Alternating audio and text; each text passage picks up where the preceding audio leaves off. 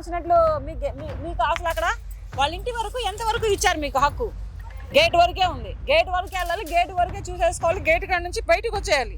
అంతేగాని మీకు ఏదో ఉంది కదా అని మీ ఇష్టం వచ్చినట్టు మీరు పోయి ఇంటూ పోయి గేట్లు పగలు కొట్టుకొని హాల్లోకి వెళ్తాం, హాల్లో సోఫా సెట్లో కూర్చుంటాం, తర్వాత వెళ్ళి బెడ్రూమ్లో పడుకుంటాం అంటే కర్రలు తీసుకొని ఎంబడబడి కొడతారు, కుక్కలను కూడా చూస్తారు జాగ్రత్త.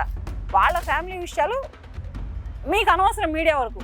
మీకు ఏంటంటే మంచు మనోజ్ గారు ఏదో దెబ్బలు తగిలిని హాస్పిటల్కి వచ్చారు, అంతవరకు బాగానే ఉంది, అతను చూసుకుంటారు. ఇంకా ఏదైనా కావాలంటే అందరికీ ఇంట్లో అందరికంటే కూడా పెద్దవారు మోహన్ బాబు గారు ఇంటికి పెద్ద దిక్కు, కష్టపడి సినిమా ఇండస్ట్రీలో ఎదిగి వచ్చారు.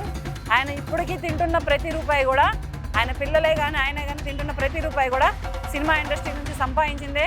తర్వాత స్కూళ్ళు కాలేజీలలో పెట్టుకున్నారు, తర్వాత రాజకీయంగా ఎదిగారు, కాదని నేను అనను.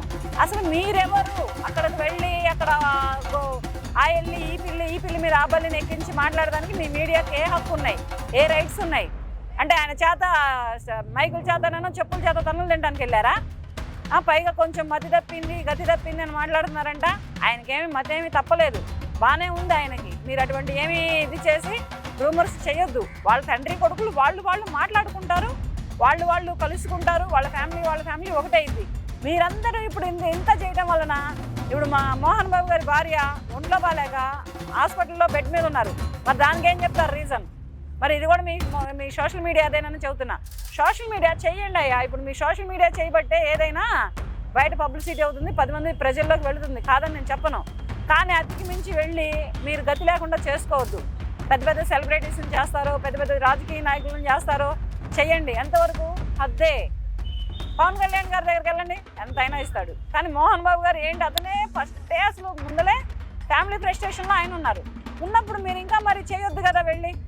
ఆయన కుటుంబం ఎంత కుటుంబం, 2 కొడుకులు, 1 కూతురు, మనవరాళ్ళు, భార్య, ఆయన వరకు ఆయన ఒక చిన్న కోటని ఏర్పరచుకున్నారు. ఆ కోటలోకి వెళ్ళి మీరు పూల కొడుస్తాను, కోలు దోస్తానంటే ఊరుకుంటారా?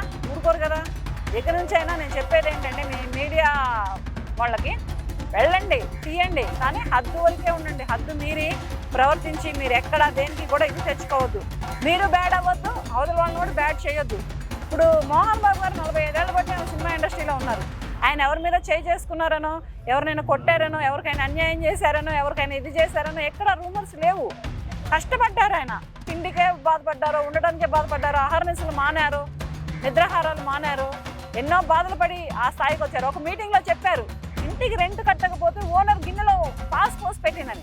2 రోజుల తర్వాత ఇంటికి పోయి చూసుకుంటే వాసన వస్తే అది ఏం చేయాలో తెలియక తను బాధపడి గిన్నె కడుక్కొని మళ్ళీ అన్నం వండుకున్నానని చెప్పారు. అటువంటి స్థాయి నుంచి ఇటువంటి స్థాయికి ఎదుకొచ్చిన ఒక hero and villain and character ఆర్టిస్ట్ని పట్టుకొని మీరు బ్లేమ్ చేయడానికి మీరు ఎవరయ్యా? ఏంటంటే మీ పని ఏంది?